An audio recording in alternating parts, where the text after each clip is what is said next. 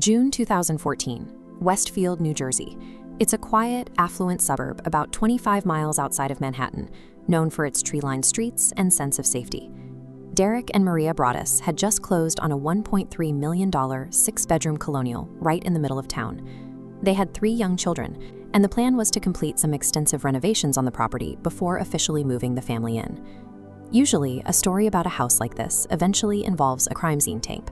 We expect to hear about a violent break-in, physical harm, or a tragic forensic discovery. None of those things ever happened at 657 Boulevard. The threat started quietly. 3 days after the family closed on the house, before they had spent a single night inside, a plain envelope arrived in the mail. The front was typed simply, "The new owner." Inside, the author claimed their family had been watching the house for decades, their grandfather in the 1920s, their father in the 1960s. Now it was their turn. The writer referred to the Broaddus children as young blood and laid out terrifyingly precise details, including exactly how many kids the family had and which of their specific bedrooms would face the street. That single letter turned a $1 million promise of safety into a psychological trap. Without a broken window, the family was already cornered. Derek and Maria did exactly what you were supposed to do. They immediately stopped bringing their children to the property, contacted the Westfield police, and followed detectives' advice to keep the entire situation quiet. Over the next few weeks, 3 more letters arrived. The author described specific interior renovation details that Derek and Maria hadn't shared with anyone outside their immediate circle. The letters grew increasingly invasive. The writer began asking pointed questions about the children's sleeping arrangements to help them with their planning. Then they asked if the family had discovered what was hidden in the walls. Police worked the neighborhood, focusing heavily on nearby residents, but standard investigative techniques went nowhere. Extensive interviews yielded 0 leads, and handwriting analysis on the envelopes offered nothing concrete. Investigators managed to pull DNA samples from the saliva used to seal the envelopes. They ran the profiles through the databases and tested them against local samples. It was a dead end. The physical evidence simply couldn't produce a match. By early 2015, a 4th letter arrived.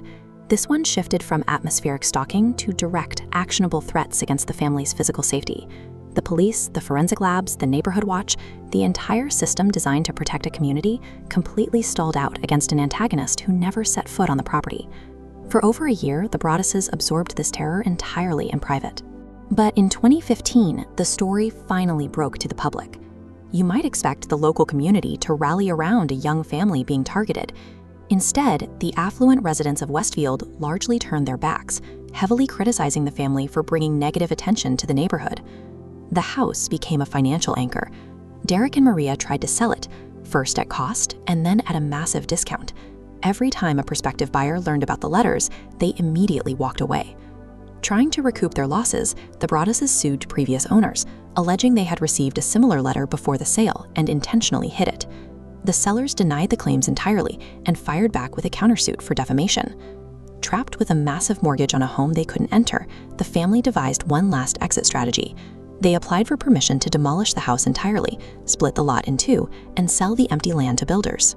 The Westfield Planning Board held a hearing on the proposal. Following fierce opposition from neighbors concerned about property values and lot sizes, the board officially denied the demolition request. The family was trapped between an anonymous predator and a hostile public. Their own neighbors and local government had effectively cut off every possible escape route. It took until 2019, years after the final known letter was mailed, for the family to finally separate themselves from the property. A new family purchased the home for roughly $959,000. The Broadduses absorbed a nearly $400,000 loss just to escape the deed.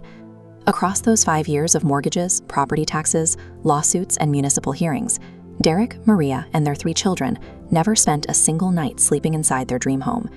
There is no satisfying arrest at the end of this timeline, no forensic breakthrough.